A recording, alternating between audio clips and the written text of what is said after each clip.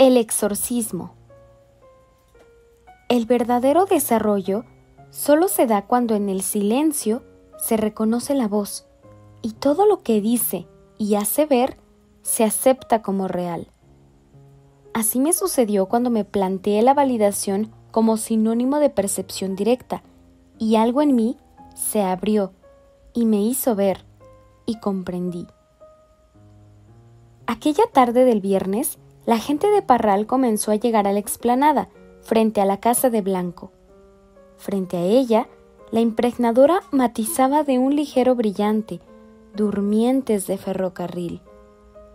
De vez en cuando, una gran caldera llegaba a su nivel límite de presión y un vapor blanquecino, con un ligero olor a petróleo, lanzaba nubes que se elevaban, dándole a aquella escena un cariz fantasmagórico. Por alguna razón, yo había decidido meditar horas enteras en dos lugares. Un montículo de piedras marmóreas que me recordó a los alrededores de Jerusalén y encima de los durmientes apilados en hileras. Me había llevado mi flauta y calmaba mi dolor de espalda con su sonido. Las operaciones empezarían a las 18:30 y media hora antes penetré a la sala de la casa para encontrarme en ella con S.M. Un bellísimo Cristo colgaba de la pared. Pachita había colocado alrededor de su cabeza ramas delgadas, llenas de hojitas, que hacían ver a la figura como rodeada de una aureola. Nos sentamos en la mesa y S.M. me preguntó acerca del libro que escribía. Tenía desconfianza de los escritores y temía que el libro no estuviera a la altura de la obra del hermano. Discutimos acerca de ello y a los pocos minutos ambos nos percatamos de la similitud de nuestros puntos de vista y la desconfianza se transformó en camaradería franca y masculina. S.M. sostenía que la fuente del desarrollo era la limpieza interna, el equilibrio y la falta de juicios. Habló de su transformación 4.5 años atrás, cuando recién conoció a Pachita y al hermano. Yo vivía para sobrevivir, me confesó con sinceridad. Cada obra que emprendía, me imaginaba quitaría un vacío que dentro de mí experimentaba, pero no era cierto. Cada logro económico me dejaba más vacío. Un día conocí al hermano y desde ese instante mi vida adquirió significado y el vacío desapareció. Ahora estoy con Dios, en paz. Enrique nos avisó que había una emergencia en el Hotel Camino Real y que él y su mamá irían a atenderla. Yo me había mudado a ese mismo hotel y comprendí parte de mis sueños del día anterior. Una hora más tarde, Pachita regresó con las manos llenas de sangre y nos contó que el hermano había operado un caso de parálisis cerebral. Cualquier cobija se vuelve jorongo, abriéndole una bocamanga en medio. Nos dijo orgullosa de la habilidad del hermano para operar en cualquier lugar. Ya en el recinto de las operaciones y frente al cuadro de Cuauhtémoc, Pachita se colocó la túnica del emperador azteca y después de las oraciones y bendiciones de bienvenida, entró en trance. En esta ocasión, no hubieron los movimientos convulsivos de otras veces.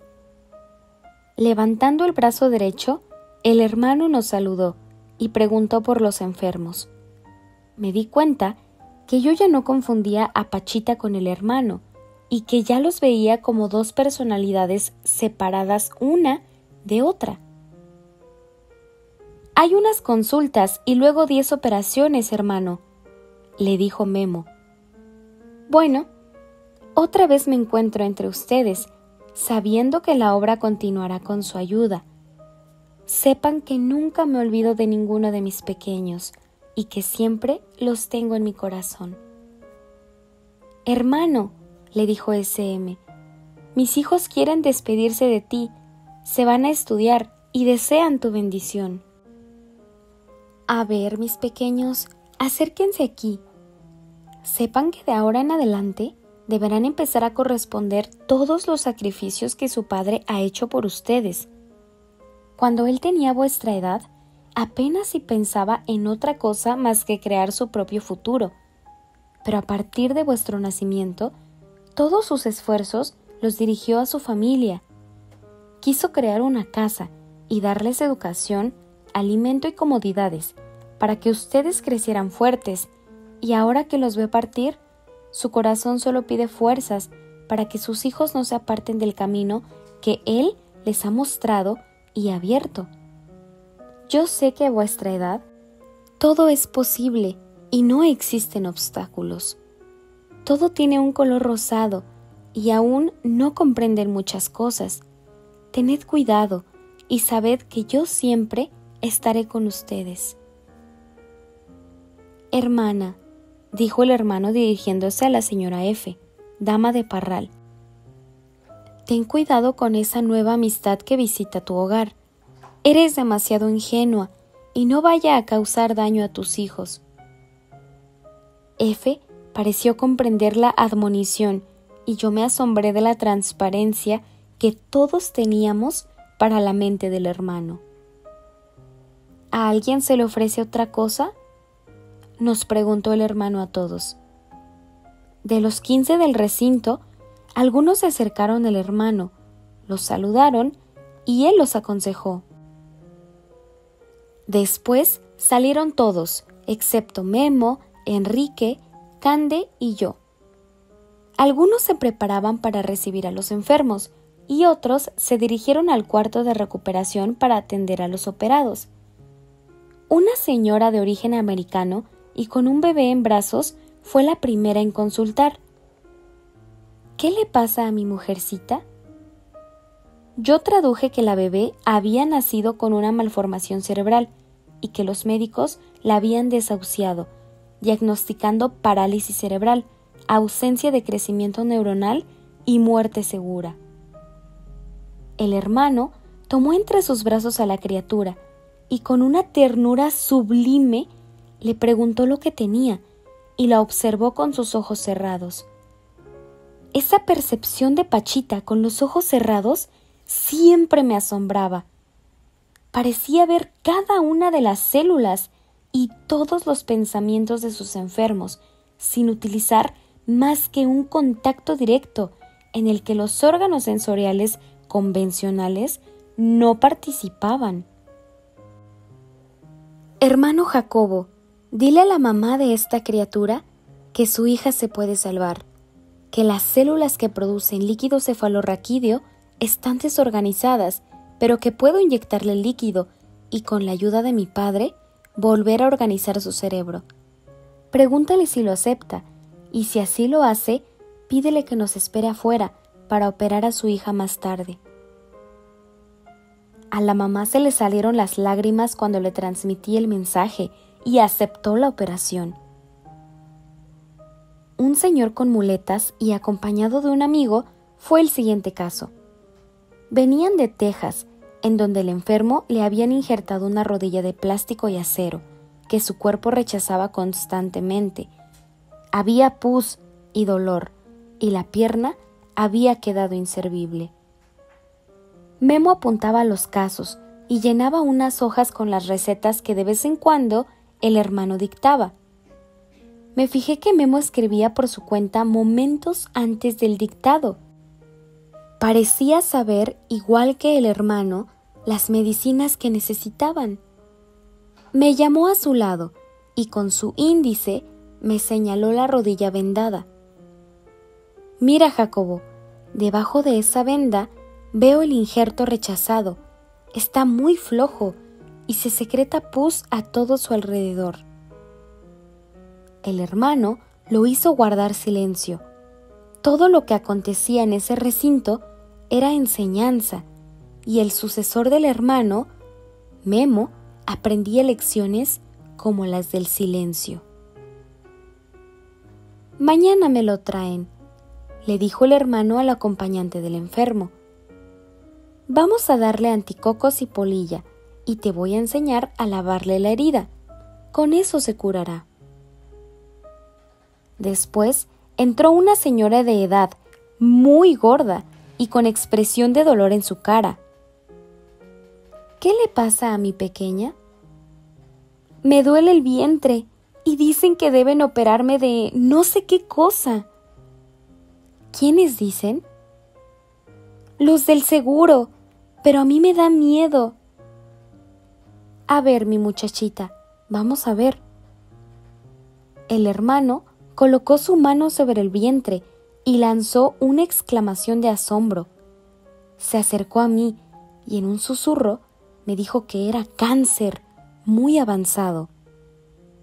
Volteó en dirección de la mujer y preguntó: ¿Cómo has aguantado tanto tiempo, mi dulce pequeña?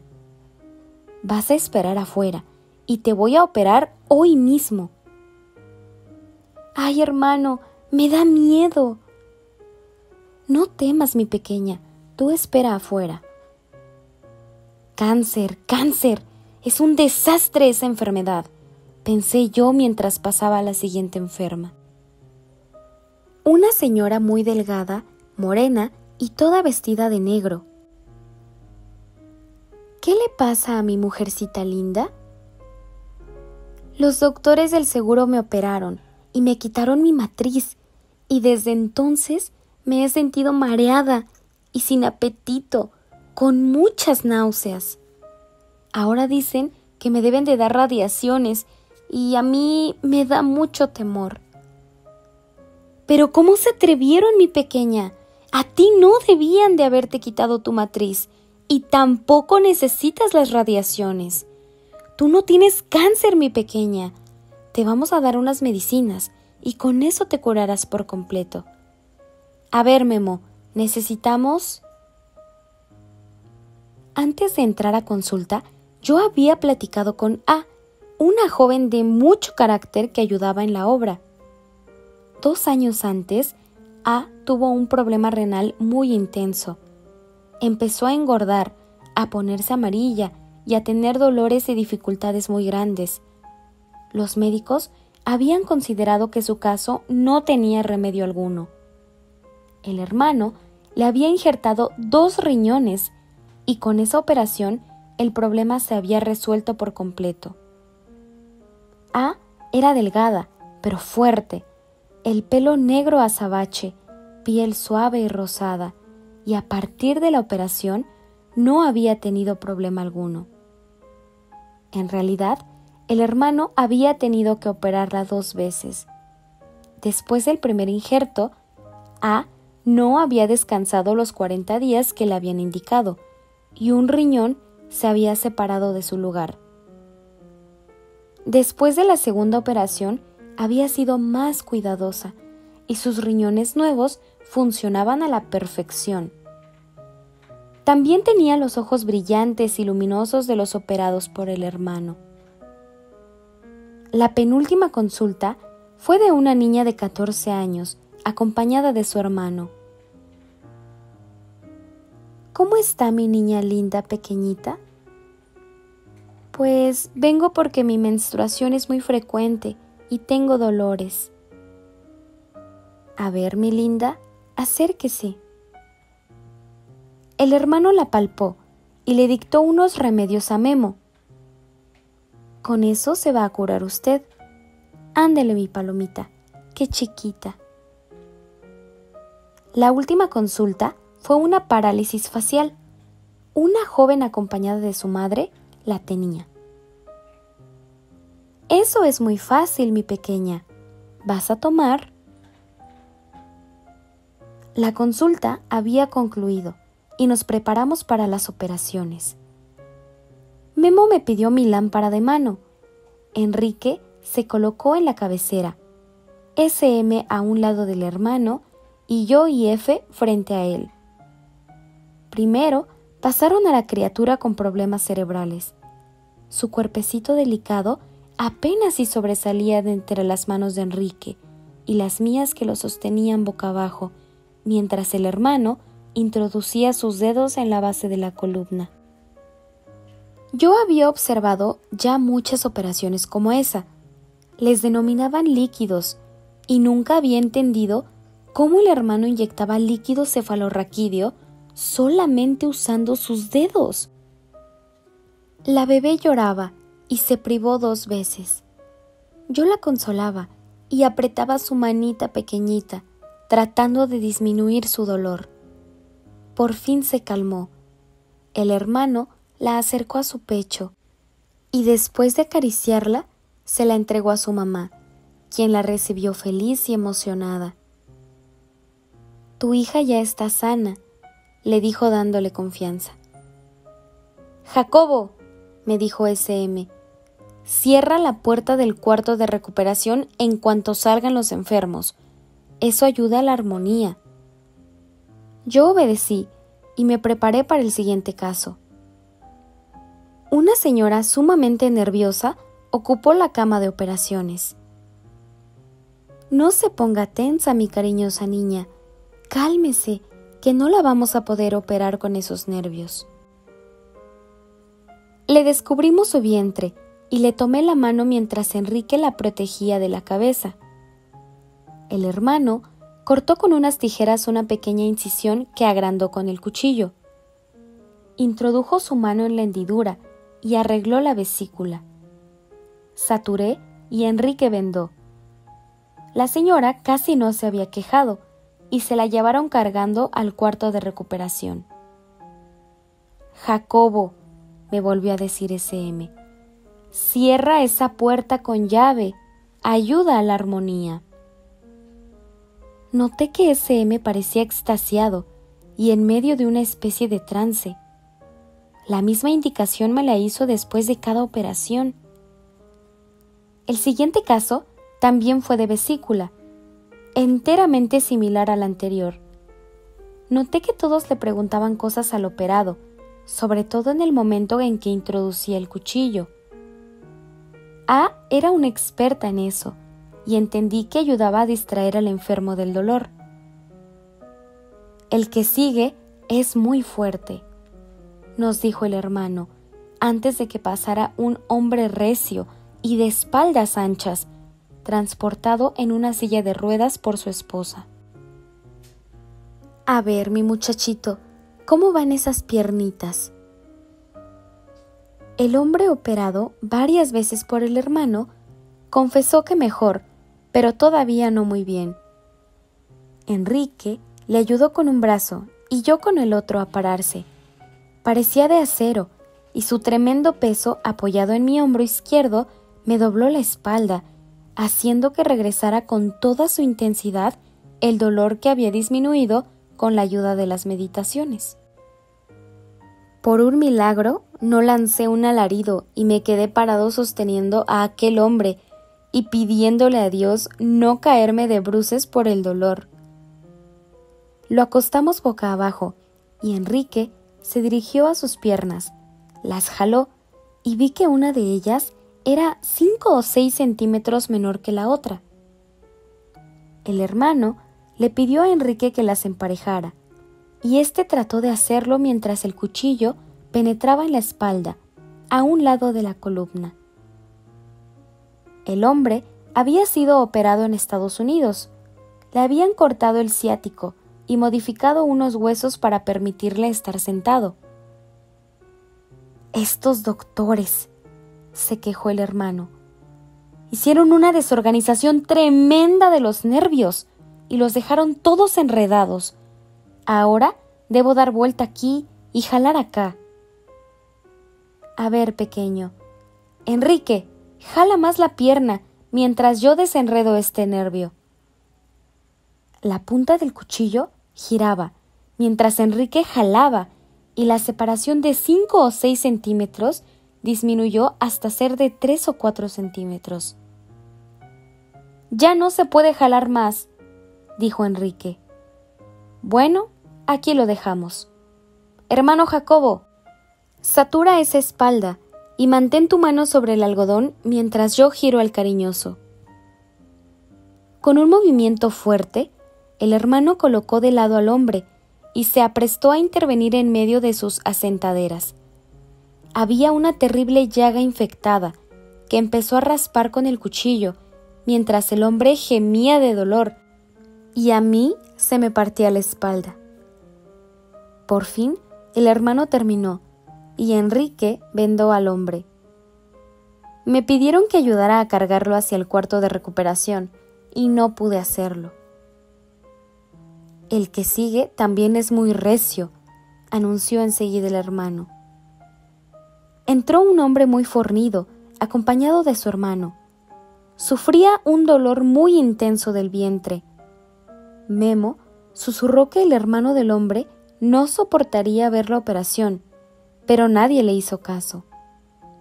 Acostamos al hombre y el hermano comenzó a operarlo. Al terminar, oímos un golpe en seco y nos dimos cuenta que su hermano se había desmayado. Memo recordó su precognición y el hermano le dijo que su tercer ojo se estaba abriendo. Teníamos a 2 enfermos que atender. Al hermano lo atendió Memo y al operado, Enrique. Lo vendó y se lo llevaron a recuperación. Después pasaron 2 jóvenes. Una de ellas, Gina, tenía diabetes y su muslo izquierdo tenía una alteración muy fuerte en su circulación sanguínea. Los ojos de Gina tenían forma de felina y parecía muy enojada con los hombres. «A ver, mi niña preciosa», le empezó a decir el hermano, «ya sé que no me creen, pero esa diabetes se le va a corregir si toma agua de clavos oxidados». «¿Qué le pasa en su pierna, mi cariñosa?» «Tengo muy mala circulación y mis venas se están reventando». Le descubrimos las piernas y el hermano empezó a operarla con el cuchillo. Hizo varias incisiones y las dejó al descubierto para que todos viéramos lo que había hecho. Por fin, Enrique saturó y Efe vendó la pierna. «Yo nunca me voy a casar», dijo súbitamente Gina. «Todos los hombres son malos». A ver», le respondió SM. «El hermano también es hombre». «Sí, yo también soy hombre». «Yo he oído hablar de usted, don SM». «¿Bien o mal?», preguntó el hermano. «Muy buenas cosas he oído». «Ya ves, y también yo soy hombre», le contestó SM. «Ay, pero ustedes son excepciones», dijo Gina. «Todos los demás son malos». Una señora de mediana edad, corpulenta y ligeramente obesa, fue bienvenida por el hermano. Se acostó boca arriba y al auscultarle el vientre, el hermano lanzó una exclamación de sorpresa. 1, 2, 3, 4 operaciones, mi cariñosa. ¿Cómo le voy a hacer si ya no tengo ni lugar? Mira, mi pequeña, tú debes dejarlo todo, ¿me entiendes? Debes vivir sola, porque si no lo haces, por más que yo te opere, te van a volver a hacer daño, ¿me entiendes? Volteé a ver la cara de la señora y noté que no había entendido. Confieso que yo tampoco, y después supe por qué. Le tomé la mano mientras el hermano abría el vientre. Le pidió a Armando una aguja y por primera vez lo vi suturar. Con toda rapidez y certeza, las manos de su materia introducían la aguja al interior del vientre y la volvía a sacar una y otra vez, y al final, de un tirón, rompió el hilo. Alguien debía de haber sostenido el hilo desde el interior del cuerpo. Esta era la única forma de entender cómo se rompió sin sacar detrás de sí, por el tremendo estirón, los órganos que habían sido ligados con él. Enrique saturó y vendó mientras yo me acerqué al oído de la mujer y le pregunté si había entendido las indicaciones del hermano. ¿Es que debo dejar a mi marido?, me preguntó ansiosa. Pues yo creo que sí, pero mejor pregúntale al hermano. Hermano, le dije interrumpiendo su conversación con SM, esta mujer quiere preguntarte algo. ¿Debo dejar a mi marido? Pero tengo 2 hijas y van a sufrir mucho. No, mi hija, ¿cómo crees? Debes dejar las malas amistades y las costumbres que te hacen apartarte de Dios. Debes cambiar tu modo de pensar. Pero es que él toma mucho, protestó la mujer. Aguántalo, y la próxima vez que beba, ponle, no recuerdo lo que dijo, en su copa, y después ya verás. Tú misma, invítalo a beber, y no lo hará. Mientras se llevaban a la mujer, el hermano comentaba con SM aquella mala interpretación. ¿Te imaginas? ¿Yo aconsejando destruir una familia? Me di cuenta que yo había interpretado a mi propio juicio aquello de debes dejarlo todo. Supe que esa había sido mi conducta en varias ocasiones y solución a la vida, dejarlo todo, cuando había un problema muy fuerte. Mi dolor de espalda aumentó considerablemente y pedí por su alivio. Enseguida hicieron pasar a una señora muy gorda. El hermano la había consultado al inicio de la sesión y al detectar cáncer le había pedido esperar. Te vamos a operar para quitarte lo que tienes en tu estómago, le dijo el hermano con firmeza. Pero es que yo solo vine a consulta y me da mucho miedo. No, mi cariñosa, que no te dé miedo. ¿Prefieres seguir sufriendo? Un olor terrible saturó el recinto mientras el hermano abría el vientre y extraía el cáncer. La mujer temblaba y pedía por misericordia. Por fin saturé y Enrique vendó y descansamos un instante. Pasaron varios segundos y yo empecé a sentir algo muy extraño. Me parecía que todo estaba demasiado calmado y, sin embargo, flotaba una tensión rara en el ambiente. El hermano nos volvió a ver y nos dijo que el siguiente era un daño, que tuviéramos mucho cuidado. Entendí mi sensación extraña y pasaron a una mujer de elevada estatura y obesa. Acuéstese, mi hermosa niña, acuéstate. Noté un vacío en la mirada de esa mujer y recordé las palabras de Leo de estar muy atentos. El hermano pidió una cadena de protección y todos, excepto Enrique, nos tomamos de las manos. Yo sentí que una energía poderosísima me traspasaba. El hermano abrió el vientre y empezó a forcejear con el daño. La mujer había dicho que un brujo le había extraído una tarántula de su pecho, pero que algo extraño se había quedado dentro. El hermano seguía operando y de pronto se oyeron unos ruidos afuera. Niños llorando, gente gritando, gemidos. Por fin el hermano sacó el daño y se lo entregó a Cande, quien lo cubrió con un papel negro. En ese momento, los ruidos, gemidos y llantos de afuera aumentaron y algo se posesionó del hermano. Cayó desmayado y unos segundos después empezó a decir: «Vete, déjame en paz, vete, te lo ordeno». Enseguida se recuperó y al levantarse, alguien entró corriendo al recinto. «Una camioneta se vino para la casa y atropelló a un niño». «Les dije», dijo el hermano, «los niños deben ser encerrados en un cuarto cuando alguien trae un daño. No les importa matar a un niño a esos espíritus. Buscan venganza y en esos indefensos encuentran una presa fácil». Después nos confirmaron que algo muy extraño había pasado. Una camioneta estacionada frente a la casa se había venido súbita e inexplicablemente en reversa y había dejado debajo de ella a un niño que jugaba en la misma dirección. Un adulto había corrido a salvar al pequeño y lo había logrado un segundo antes de que una rueda aplastara su cuerpo. El hermano respiró aliviado y me pidió que ordenara encerrar a todos los niños en un cuarto vigilado y protegido.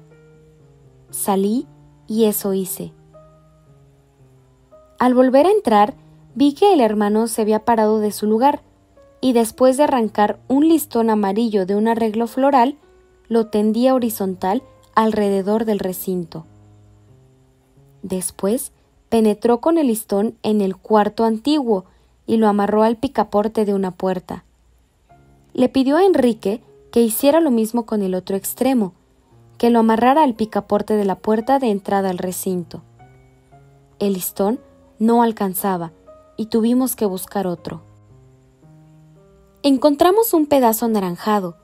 Después de recibir la aprobación del hermano, lo amarramos con el otro y con el picaporte. El hermano se volvió a sentar y, más tranquilo, nos dijo que ya podíamos continuar. Solo entonces me percaté que estaba completamente bañado en sangre. Al abrir el vientre de la mujer con el daño, un chorro caliente me había caído en la cara y en la ropa. También me acordé haber sido mojado desde el techo. Le pregunté a A si ella había sentido gotas y me dijo que mientras hacíamos la cadena, doña Candelaria había estado arrojando bálsamo como protección. Durante 3 días consecutivos, antes de esa sesión, yo había visto a un señor ya grande, vestido en forma muy elegante y con un sombrero tipo londinense, pasearse en la explanada frente a la casa. Me había llamado mucho la atención, porque durante horas chiflaba una misma tonada. Parecía un pájaro, y a pesar de las repeticiones monótonas, el tono y los cambios de ritmo que ejecutaba eran primorosos. El enfermo que siguió fue ese señor. Le acostamos boca arriba y me enteré que tenía algo muy malo en su garganta y en su cerebro. El hermano tomó el cuchillo y abrió la garganta. No alcancé a ver qué hacía y terminó muy rápido. Después pidió la sierra. Al inicio de la sesión yo había visto esa sierra y me había atemorizado. Era la hoja de fierro de uno de esos instrumentos que se usan para cortar metales, larga y delgada. Con el cuchillo, el hermano abrió el cuero cabelludo y con la sierra perforó el hueso. Yo le sostenía la mano a aquel hombre y al terminar, Enrique lo vendó. Esa fue la segunda ocasión en la que el hermano suturó con aguja. En este caso, fue la garganta de aquel gigantesco ruiseñor. Después de retirar al operado, volví a sentir el ambiente cargado de tensión. El hermano nos volteó a ver y preguntó si los niños estaban bien y encerrados en su cuarto. Oremos, hermanos, porque lo que sigue es otro daño. Se refería a Daniel, un niño de 4 años que estaba poseído por un tal Fernando Breñas. Cuando Enrique oyó que se iba a operar otro daño, protestó. «Hermano», le dijo con voz firme, «mejor lo dejamos para el miércoles». «No, mi pequeño Enrique, de una vez». Íbamos a presenciar un exorcismo y todos sentimos la necesidad de acumular energías. El hermano pidió una cadena de protección y silencio. Enrique y yo nos introdujimos dentro de la cadena y los demás se tomaron de las manos alrededor nuestro. Entraron la mamá y su hijo Daniel. Se veía muy asustado y se negó a acostarse en la cama. Lloraba mientras Enrique y yo lo forzamos a acostarse. Para su edad, tenía la fuerza de un hombre adulto. Yo les estuve las piernas y Enrique la cabeza, mientras el hermano nos pedía que rezáramos. Perdiendo todo temor, le tomé la mano y lo empecé a acariciar mientras sostenía sus piernas. Todos sabíamos que teníamos delante a un niño y al mismo tiempo a un siniestro espíritu. Me alegré de haber podido vencer mi repugnancia por el segundo y solo ver en ese cuerpecito a una criatura inocente.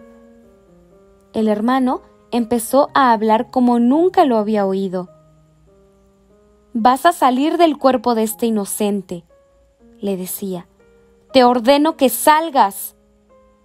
El niño o el espíritu lloraban desesperadamente y trataban de liberarse de mí y de Enrique.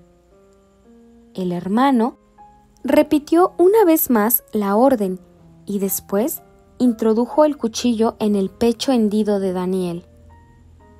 «¡Muere, maldito! ¡Muere!», le decía con tal intensidad que a mí se me erizaron los cabellos. «¡Con cuchillo no! ¡Con cuchillo no!», decía aquel bajo astral. Supe que no era el niño quien hablaba, porque no era posible que hubiese visto el cuchillo. Era el otro, Fernando Breñas. El hermano sacó el cuchillo y lo volvió a introducir con fuerza. «¡Muere, maldito! ¡Muere!». Una voz cadavérica, hombruna, acabada, salió del cuerpo de la criatura. «¡No puedo más!». En ese momento, el hermano sacó algo inconcebible del cuerpo del niño. Se lo pasó a Enrique y él nos lo mostró. «Miren, miren bien esto». Era una especie de hoja de puñal, de consistencia similar a la del carbón negro, plano, de 10 centímetros de longitud y 4 de ancho terminando en punta. Era increíble y asombroso ver aquella horripilante forma extraída del pecho de la criatura. Cande se adelantó y esa forma negra fue retirada y guardada en el mismo papel negro del otro daño. Mientras tanto, un cambio total ocurrió en aquel niño de 4 años. En lugar de gritar y lanzar bufidos, se había quedado quieto y se quejaba dulcemente. Su vocecita era de un niño y su cuerpecito sin energías fue abrazado por el hermano. Lo tomó en sus brazos, lo acercó a su pecho y en medio de caricias y besos lo arrulló con tal ternura y amor que todos nos quedamos viendo la escena en absoluto silencio. Creí ver lágrimas en la cara de Pachita mientras consolaba a la criatura. «Mi niño, mi chiquito, mi amoroso, ya salió, ya eres tú, ya no sufrirás. Yo te bautizo, mi pequeño, yo te protegeré, yo te amo». Al salir cargado en los brazos de Memo, el cuerpo de Pachita cayó sin vida en los hombros de SM. 2 o 3 segundos después, se levantó y empezó a gritar. «¡Daniel! ¡Daniel!». Era aquel espíritu perdido en el cuerpo de Pachita y buscando su usual refugio. Hubo una movilización total. El cuchillo de monte fue escondido y alejado de las manos de Pachita, lo mismo que las tijeras. Memo, corriendo, se acercó a la cabeza de la santa y la abrazó, mientras Enrique los protegía extendiendo las palmas de sus manos en su dirección. SM se quitó el aporte que en forma de cruz traía en el pecho y lo colocó en la nuca de Pachita. Todos esperamos y el hermano volvió. «Dios mío, Dios mío», me oí a mí mismo decir. SM pidió una explicación el hermano. «Mira, mi pequeño», empezó a decir este. «Una familia tiene 3 hijos y el padre sale a la calle y pasa por una esquina en la que momentos antes han asesinado a alguien. El espíritu del muerto se mete en su cuerpo. Llega a la casa enojado y se pelea con su esposa frente a sus niños. En medio de la desesperación de los pequeños, el espíritu se posesiona de uno de ellos. Así sucede, y lo que deberían comprender los padres es que nunca deben pelear frente a sus hijos. ¡Jamás! El niño se acobarda, se desorganiza y poco a poco se chupa toda la agresión de sus mayores. En un caso extremo, llega a suceder lo que le pasó a Daniel. «Hermanos míos», nos dijo enseguida el hermano, «me despido de ustedes. ¿Alguien desea algo?». Yo me adelanté. El dolor de mi espalda era insoportable y le pedí ayuda al hermano. «Si sigues así, te tendremos que operar», me dijo este en broma. «Acuéstate y veremos qué podemos hacer». Me acosté boca abajo y las manos de Pachita me tocaron la espalda. Sentí un alivio instantáneo. Después, Enrique me levantó, en vilo, y rápidamente me dobló sobre mi estómago. Yo lancé un gemido y después me reí con gusto. Todavía me dolía, pero casi nada. El hermano se volvió a despedir de nosotros. Rodeamos a Pachita y Memo se colocó frente a ella, con los músculos tensos. En un minuto, Pachita ocupó su cuerpo y se restregó los ojos. Todavía con la luz apagada, Enrique le mostró a Efe una tarántula de hule que sostenía en su mano. Efe empezó a gritar lo mismo que las otras mujeres mientras los hombres reíamos encantados por la broma. En ese ambiente prendieron la luz. Pachita me volteó a ver y la sangre sobre mi cara y ropa la impresionaron. ¡Jesús! ¿Qué te pasó, Jacobo?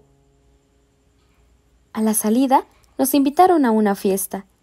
Todos aceptamos y a mí SM me llevó a mi hotel. En el camino seguimos hablando de Dios y de la obra y de la conciencia. Quise a SM por su sinceridad y devoción. Me contó que el Dr. M había tenido dificultades con él. Un día vino a decirle a Pachita que los americanos querían pagarle unas sustanciosas mensualidades a cambio de entrevistas y estudios sobre el hermano.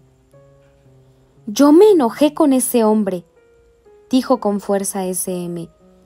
¿Cómo se atrevía a decir aquello? Pachita, recuerdo haberle dicho, es un pájaro que necesitaba libertad y nadie puede encarcelarla jamás. El equilibrio, me continuó diciendo SM. El equilibrio que yo he hallado, quisiera que todos lo disfruten. Muchísimas gracias por quedarte a escuchar esta 7ª parte de este maravilloso libro. Te mando un abrazo con mucho cariño.